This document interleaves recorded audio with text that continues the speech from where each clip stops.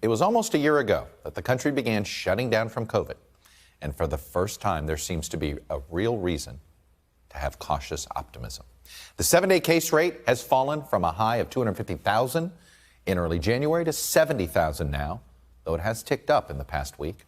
The death rate, though still exacting a terrible daily toll, also slowed, especially among the most vulnerable, elderly in nursing homes.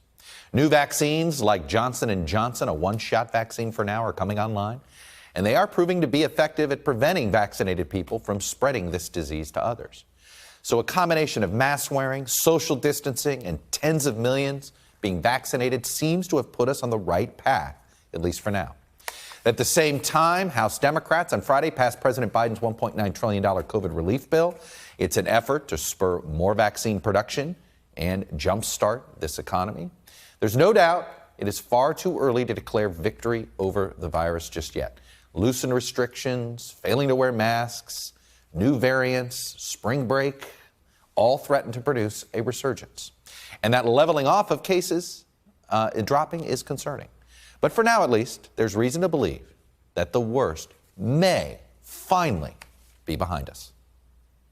We're one step closer to vaccinating the nation. Cautious new optimism as the third vaccine from Johnson & Johnson is cleared for emergency use. We are on track to deliver the 100 million doses by the end of June. To have 2 is fine. To have 3 is absolutely better. It gives us just a whole another weapon in this fight. Overall, new cases are down substantially over the last 6 weeks. But the CDC is warning against relaxing pandemic restrictions, saying that the drop in cases may be leveling off. The latest data suggests that these declines may be stalling, potentially leveling off at still a very high number. More than 2,000 Americans continue to die every day. COVID-19 has now taken over 500,000 of our fellow Americans.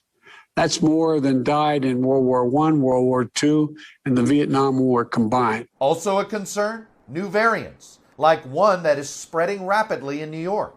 And though more than 70 million vaccine doses have been administered across the country, in places the vaccine rollout continues to have access and equity issues. I think that's crazy that they don't have more vaccine. Something's wrong with this whole system. Now, as a public education effort ramps up, the vaccines are safe and effective.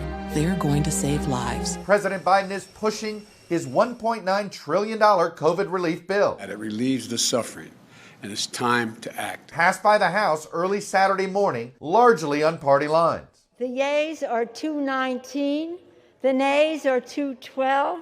The stimulus package includes new money for testing, contact tracing in schools, for state and local governments, an expansion of unemployment benefits and the child tax credit, and $1,400 direct payments to many Americans. It also would raise the federal minimum wage to $15 an hour, a measure polls show is popular with Americans. As we advance this legislation, we will continue to fight for 15. Now, after the Senate parliamentarian ruled the minimum wage increase was not allowed in the bill under rules allowing Democrats to pass it with a simple majority, Senate Democrats are exploring adding tax penalties for big corporations that pay less than $15 an hour. But even as progressives say that does not go far enough, there is precedent in our history to overrule that ruling or to not listen to it. It's not clear centrist Democrats will support it. Don't you think it's reasonable for it to have a flat rate of $11 and then index it from there? As Republicans overwhelmingly oppose it. I'm not going to do anything that's going to kill somebody's job. All right? When you don't have a job, you get paid zero. There's no minimum wage. The minimum wage is zero. Joining me now is Dr. Anthony Fauci. He's, of course, the director of the National Institute for Allergy and Infectious Diseases. Dr. Fauci, welcome back to Meet the Press. I want to start with the message that you and Dr. Walensky were sending on Friday, because I want to put up, we had quite a few states started lifting some restrictions just in the last week. We have a graphic showing about a dozen states. Some, like North Carolina, allowed more fans in the stands. We had more indoor bars being opened and things like this. And you and Dr. Walensky were like, not yet. Why not yet? Why is this week not the week yet to ease restrictions?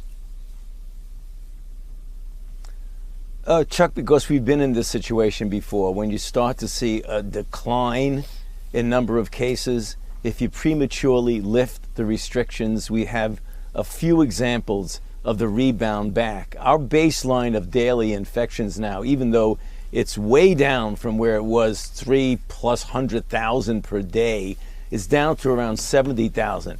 That baseline's too high, Chuck. Once you start pulling back, the thing you don't want is to have a plateauing at a level that's so high that inevitably things are going to go back up. And that's the reason why we understand the need and the desire, understandably, to want to just pull back because things are going in the right direction.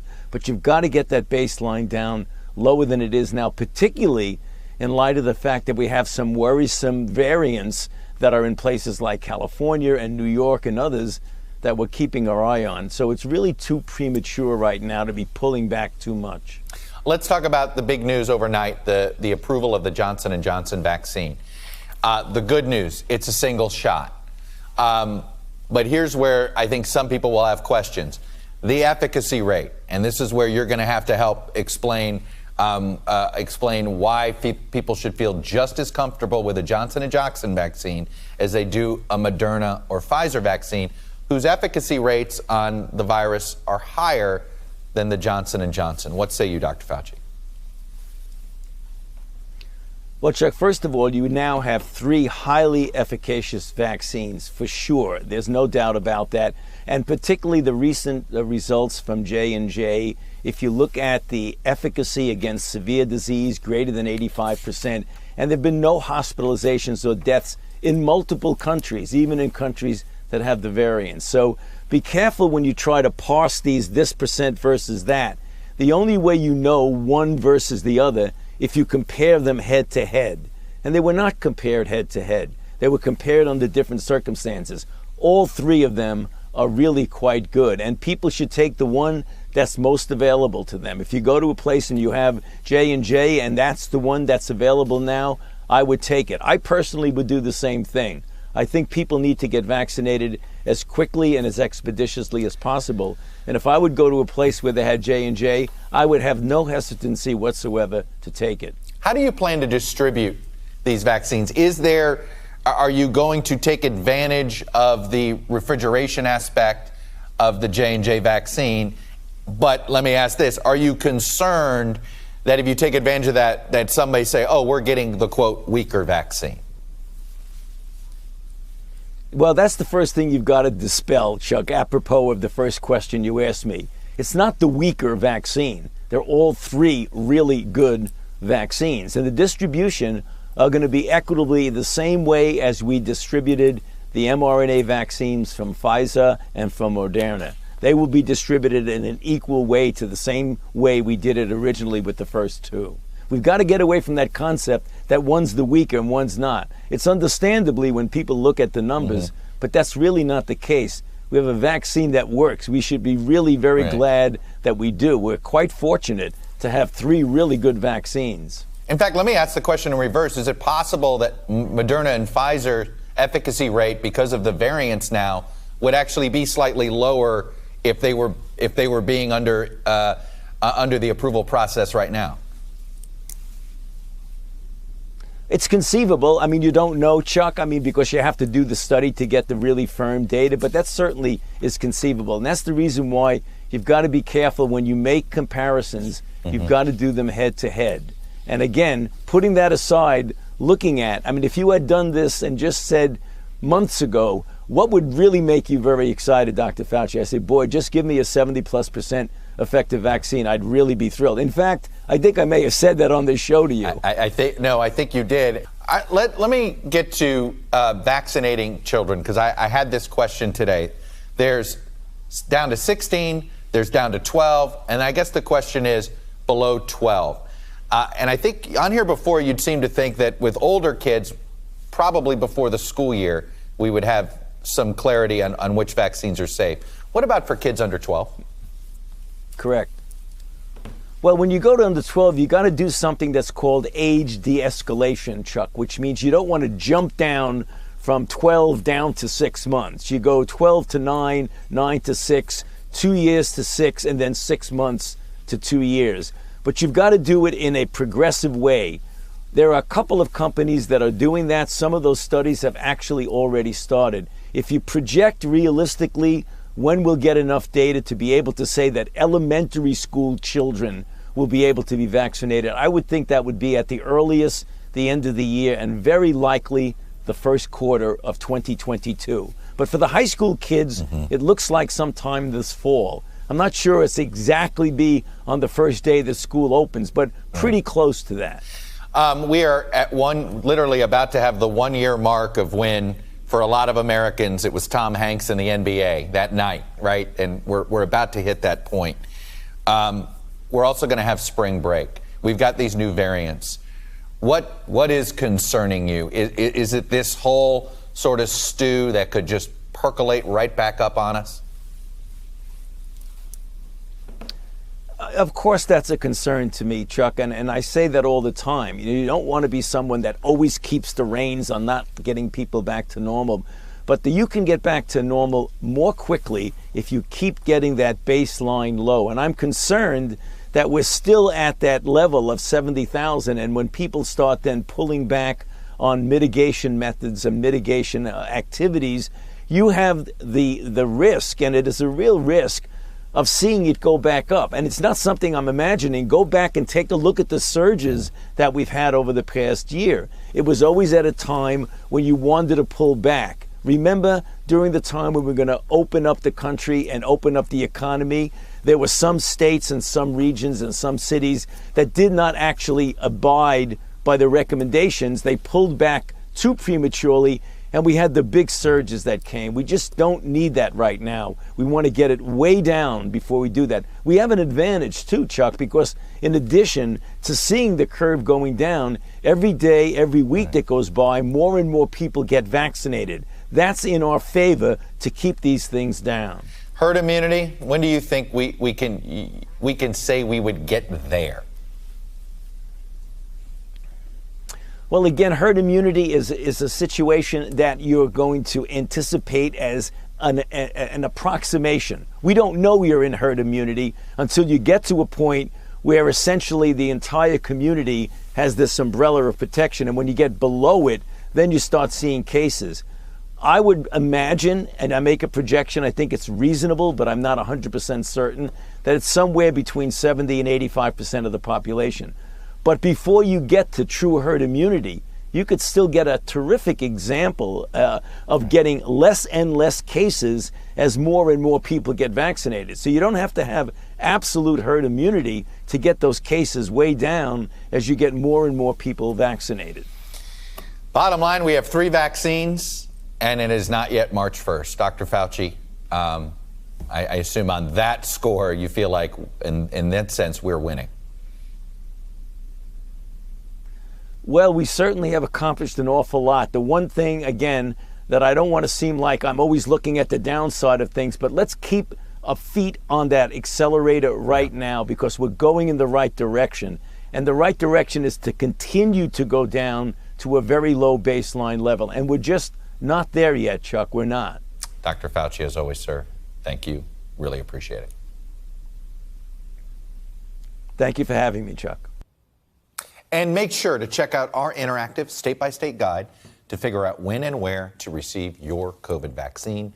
Visit planyourvaccine.com to learn more. And joining me now is Democratic Senator Sherrod Brown of Ohio, who chairs the Senate Banking Committee. Senator Brown, welcome back to Meet the Press. Thanks, Chuck. It's particularly an honor to be on after Dr. Fauci, so thank you. Well, you got it. Let me start with something you wrote on Thursday and get you to explain it a bit further. You wrote this: "The best chance for our democracy lies not with the vain hope that Republican leaders will grow spines, but with Democrats' ability to show Americans that they do not have to settle for a government that's set up to fail." On one hand, that message sounds defiant, but I'll be honest with you, Senator, it sounds a bit vague. What are you calling for here in that declaration?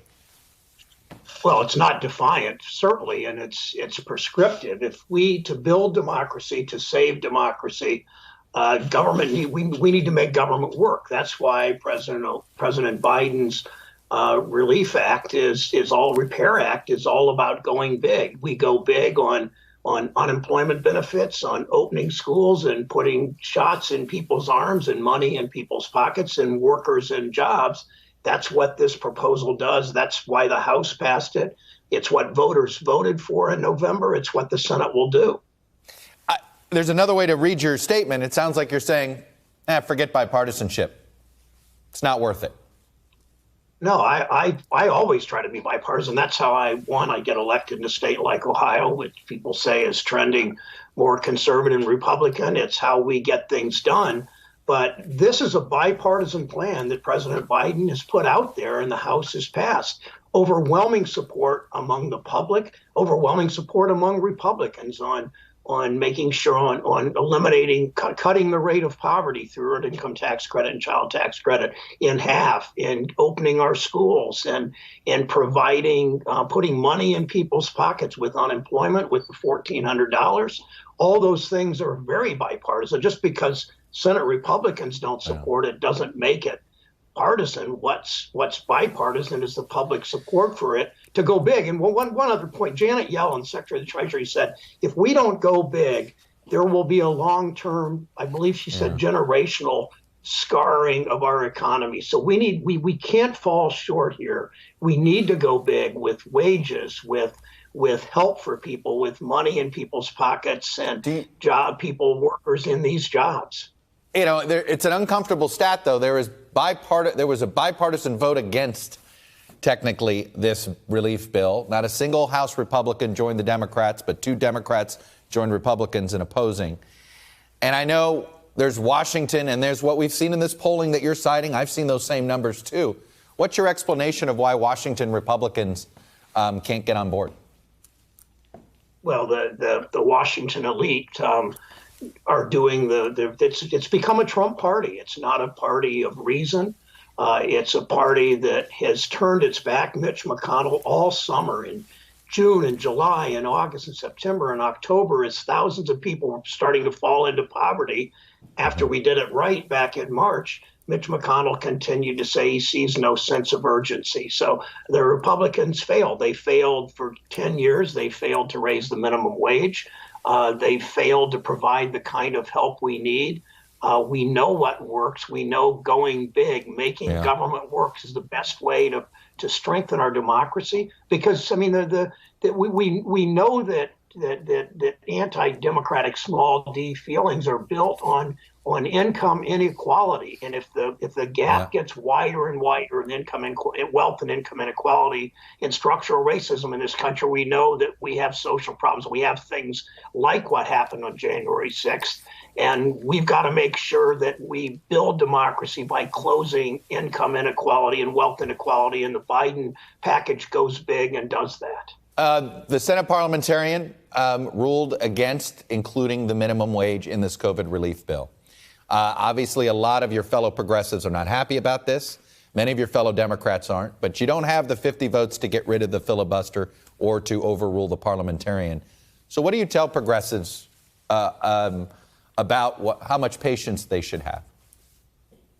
Oh, I don't think we have patience. Democrats are united in giving a raise.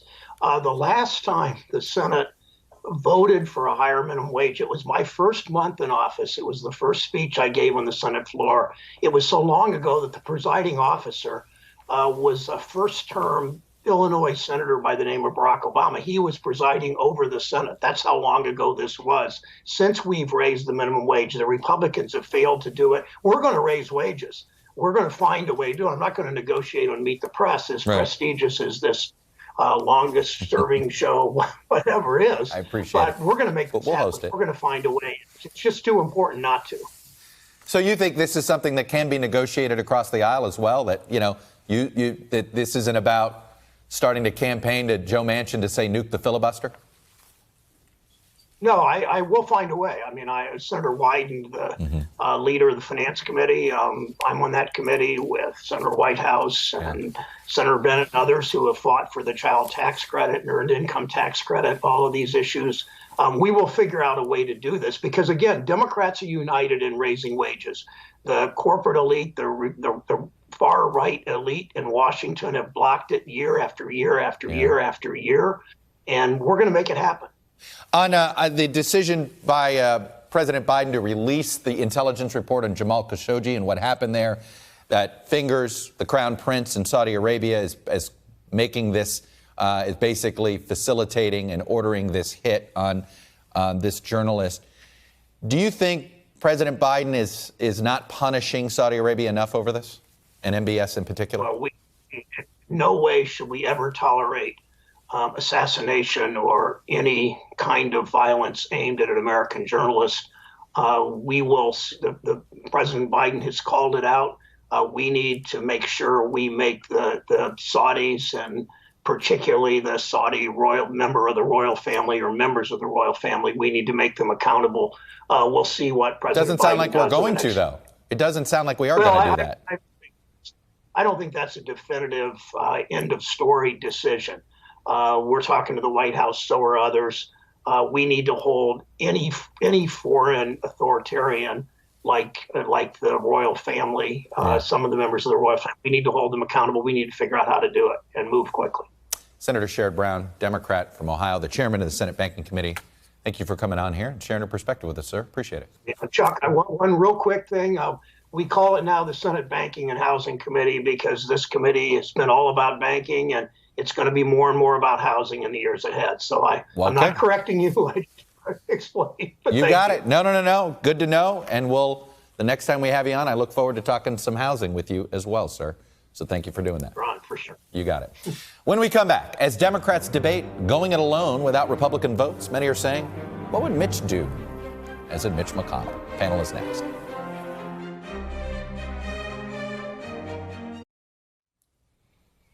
Welcome back. The panel is with us. Washington Post columnist Eugene Robinson, NBC News White House correspondent Carol Lee, New York Times columnist Brett Stevens, and O.K. Henderson, the news director of the Radio Iowa Network. Kay, I'm going to let you go first here. Senator Sherrod Brown said there is plenty of bipartisan support for this COVID relief bill, essentially out in America, just not in Washington. What say you out of Iowa? Well, as many of your viewers know, Iowa Republicans cleaned up on Election Day back in 2020. And the Iowa Republicans here are already messaging about how they plan to frame this. Iowa Governor Kim Reynolds joined with 22 other governors in complaining about the package and that the aid for state governments is tied to the percentage of unemployed in each state rather than the general population of each state, number one. Number two, the $15 minimum wage issue is really interesting because Democrats here are trying to rebrand themselves as the party of working Americans, and that really plays into what Democrats are trying to talk about at the state level. You know, Carol Lee, it has been interesting to watch here in Washington. Look, it's an uncomfortable fact. The opposition got 2 Democrats to this bill in the House and not a single Republican. I thought we might have 1 or 2. I still think there could be 1 or 2 in the Senate, but this has to be disappointing to the White House. It is, Chuck. And look, they worked very hard to try to get some Republican support for this bill, the president in particular, even though those around the president thought that this was going to be a fool's errand, and in the end, they wouldn't get Republican support. I've spoken to White House officials over the weekend who've said, look, we're not expecting it at this point. They're a little more clear-eyed about this, and even the president is as well. I think that their focus now is on just getting this done. And so what you see is the president not leaning in on this minimum wage alternative proposal, not saying where he stands on that, hoping that, as the parliamentarian did, that maybe another senator or a Democrat would save him from having to wade into that fight and navigate that, because that's not something that he wants to do.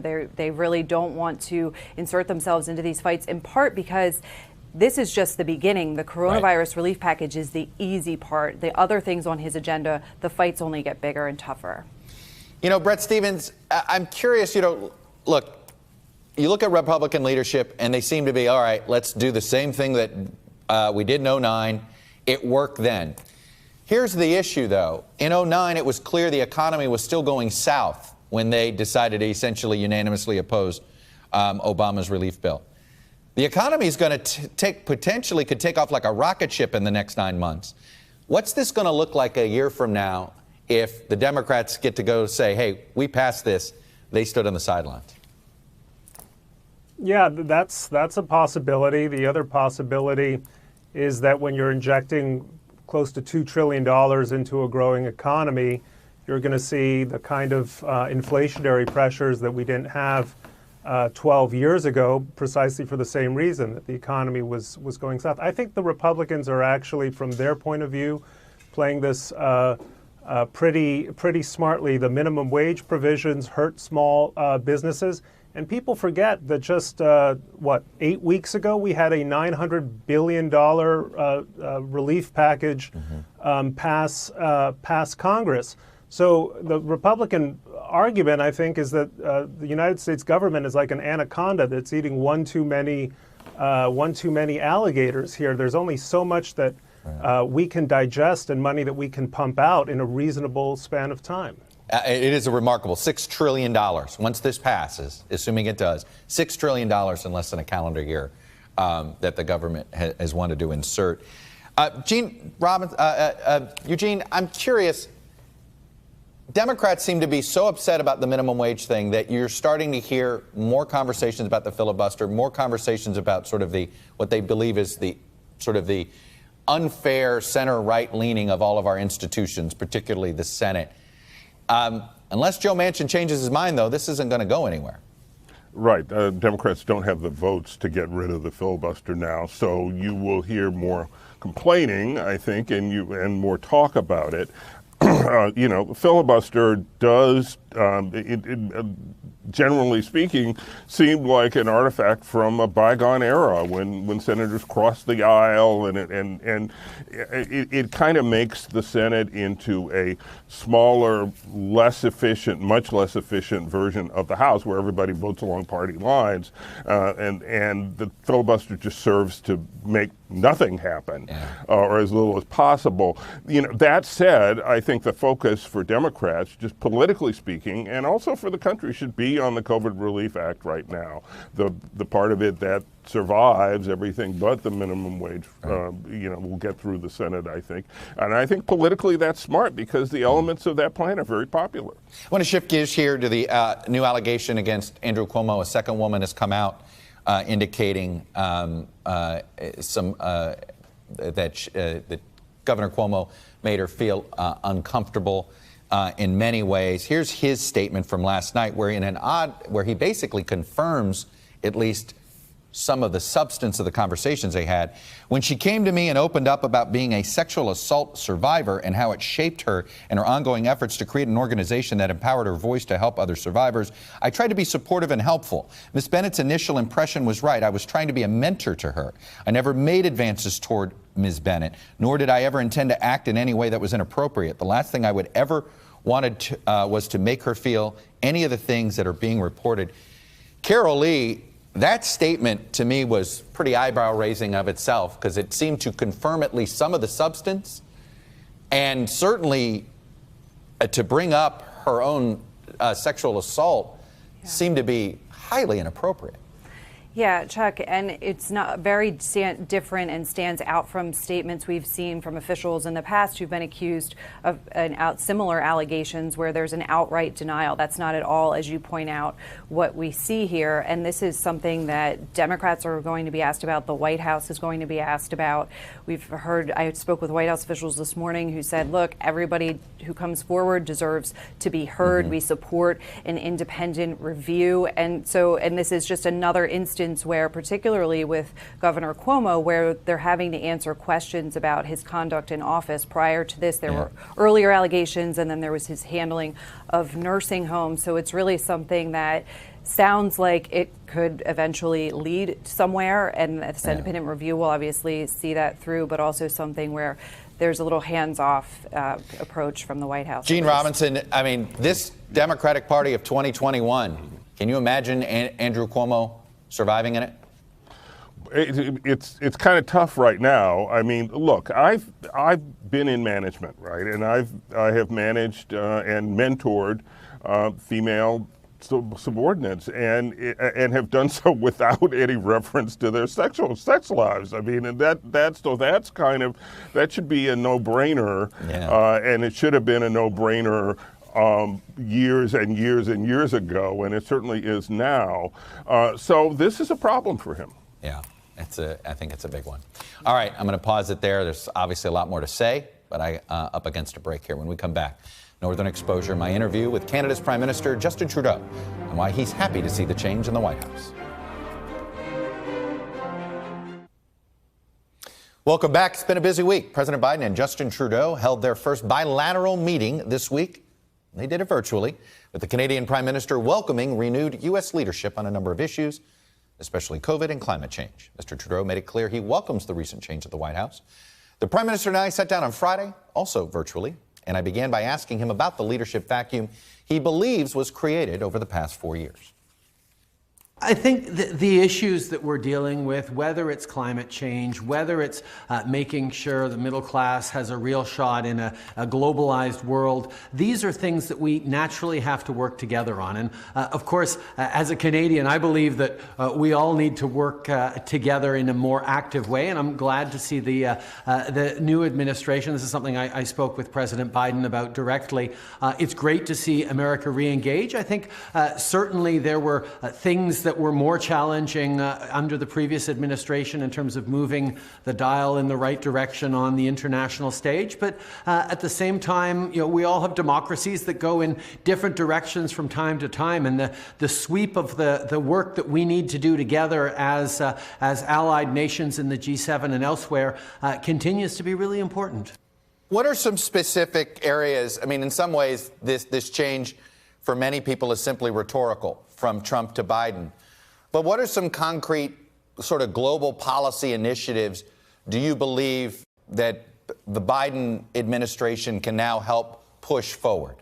Well, I mean, obviously, the first thing that comes to mind is COVID. The approach that the president is taking on COVID right now much more aligns with where Canada has been for quite a while, grounded in science, grounded in protection of people is the best way to protect the economy, and understanding that being there to support people is absolutely essential so that we can get through this as quickly as possible. We're much more aligned, and quite frankly, the president rejoining the international COVAX facility to ensure that we get through this everywhere, not just in the wealthy countries, is a really positive sign. Another area is on the massive challenge we're facing on climate change, which is the other really big crisis we're in right now that the previous administration didn't focus on that much. And certainly President Biden and I are very, very closely aligned on not just the need to address climate change, but the tremendous economic opportunities linked to moving towards cleaner electricity, cleaner jobs, better opportunities for all of us in the middle class and those working hard to join it. On vaccines, I know that your country just approved some authorization for the AstraZeneca vaccine. But how do you answer the question of why so few Canadians have been vaccinated so far compared to your neighbors to the south here? Well, we have, from the very beginning, we knew that vaccinations were going to be extremely important. So we signed about 7 different major contracts with vaccine makers from around the world and are seeing now 3 vaccines in Canada, with more hopefully to be approved in the coming weeks and months. Obviously, it's not going as fast as everyone would want. We all want this pandemic to be over yesterday and to vaccinate everyone as quickly as possible.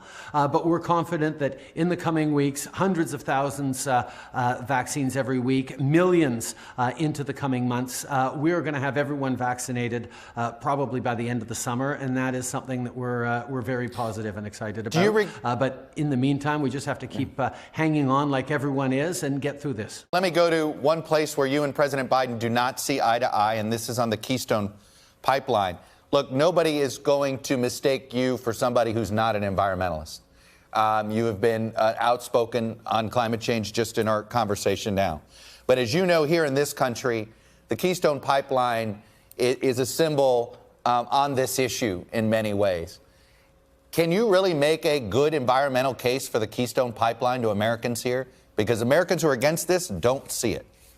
Well, I think one of the things that Americans haven't perhaps noticed is over the past 4 years, 5 years indeed, Canada has taken huge strides on fighting climate change. You know, we also recognize that the world still relies on fossil fuels right now. We do have to continuously transform our mix to decarbonize as much as possible. Getting that balance right is something we've been working on very hard. And yes, the decision around Keystone XL was a disappointment, but when you talk about clean energy and hydroelectricity from Canada, when we talk about what we can do around smarter grids, what we can do around electric vehicles and transportation, there is so much we spoke about earlier this week and so much we're going to continue to do together. Does this mean you're done asking for, are you going to stop advocating for it here? Do you feel as if the Keystone Pipeline is now dead?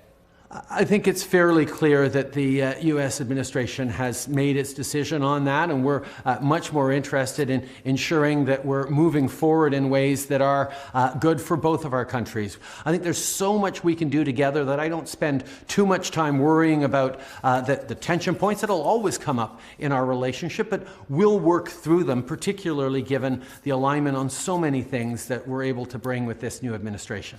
Before I let you go, I'm just curious. What was your reaction in the moment when you watched the Capitol riot on January 6th from Ottawa?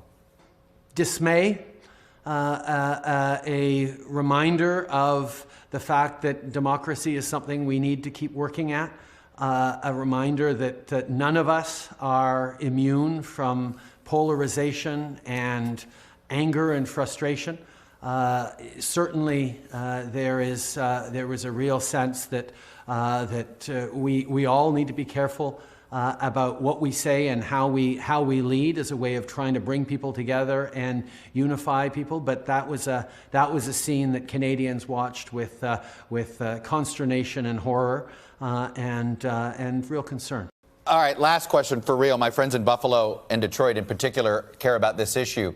What is the metric you're looking at to decide when to open the border? I think there's an awful lot of different metrics we need to look at on border and on keeping Canadians safe from COVID-19. Obviously, case counts, presence of variants, hospitalizations, all these things factor into the expert analysis. Our public health experts telling us what the right measures are and how concerned we have to be about variants. Obviously, as vaccinations increase, we're all hoping for good news and to get through this, but we'll continue to engage with the White House and with the administration on the best times to start releasing border measures. But for now, we all need to keep safe, and that means keeping them in place. Mr. Prime Minister, I really appreciate the time you gave us. It's always a pleasure to get your perspective. Thanks for coming on. It's always a pleasure, Chuck. Thank you. And you can see my entire interview with Prime Minister Trudeau on our website, meetthepress.com. Comments on their future with Saudi Arabia. When we come back, Curious Georgia, how Democrats won the state and why we all should have seen this coming a lot sooner. That's next.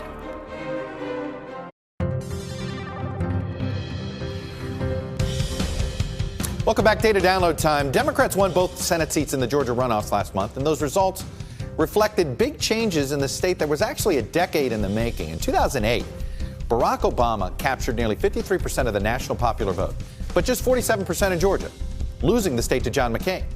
Joe Biden won the national popular vote by 2 points, less than Obama nationally, but earned 2 points more than him in Georgia. You want to know why that is? It could be thanks to the 7 counties in metro Atlanta. In each of these counties, Biden did at least 11 percentage points better in 2020 than Obama did in 2008. In fact, Biden won 5 of them by large margins, and he only lost 2 of them narrowly. Population growth is another problem for Republicans in Georgia. In fact, since 2010, the country overall has seen a 6.3% growth in population. But those 7 counties have grown at least 6.7%, so faster than the national average, and in some of them, a lot more, and they're growing with Democratic-friendly voters. Right now, Georgia reminds us a lot of Virginia 12 years ago, a diversifying southern state turning purple and perhaps blue. Virginia just outlawed the death penalty. What do you think? When we come back, Republicans just can't seem to quit Donald Trump. A look at what's happening at the CPAC conference next. We cannot, we will not go back to the days of the failed Republican establishment of yesteryear. The leadership of our party is not found in Washington, D.C. You are the energy. We are America. Let it be heard loud and clear from us right now. We will not be sheep. We will not be sheep. Welcome back. Those are some of the voices at this weekend's Conservative Political Action Conference meeting in Orlando, CPAC, or as even Donald Trump Jr. started calling it, TPAC. Former President Trump will be speaking there today. You know, Brett, the words, when she said sheep there, and I've been thinking about CPAC and the golden Trump that's moving around there, it does feel like it is a cult of personality down there. So the sheep comment, I think some people would say, I think everybody's following one leader. Yeah, the golden Trump, I think, put many people in mind of the golden calf as the ultimate false idol and the worship of it by so many of the people at CPAC. These are people who don't seem to have noticed that they just lost 3 successive major elections. They lost the House in 2018, thanks to Trump. They lost the presidency last year, thanks, of course, to the personality of Trump. And they lost a Senate, which they could have helped, again, thanks to Trump. So when they talk about the failed Republican establishment, you feel like you're dealing with people in an alternative universe who simply haven't noticed that they have just squandered Republican victories for four straight years. As long as CPAC maintains this kind of grip on the conservative mind, I don't see any way in which a Republican Party can come back united, coherent, and decent, and capable of winning national elections. Kay, can you be a successful Republican in Iowa without being pro-Trump? Well, what's interesting here is this past week, the Iowa legislature passed election law changes. During the debate, Donald Trump's name was not invoked by the Republicans pushing that forward. But it was clear that's why they were doing it, number one. Number two, on the Republican side here, it's a bit like Democrats right after Donald Trump was inaugurated. They couldn't say the words President Trump. Governor Kim Reynolds this past week had a news conference at which she thanked the federal government and talked about how the White House was helping with this vaccine rollout. I'm not sure I've ever heard her say the words President Joe Biden. So that is the sort of dynamic that's roiling through the Republican Party here. They know to be successful in 2022, they need those Trump voters to turn out again. You know, Carol, I'm short on time, so I'm not going to play this sound. But, you know, there were 2 telling moments in Washington this week about sort of Trump's grip on the party. One was the McConnell question that he got when he appeared on Fox when he was asked about, well, if Trump's the nominee in 24, would he support him? He said yes. And then we had the McCarthy and Liz Cheney moment where essentially they disagreed on Trump's role in the party.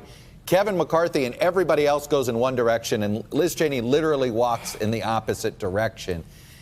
The McConnell statement, McCarthy, it's still Trump's party even here in Washington.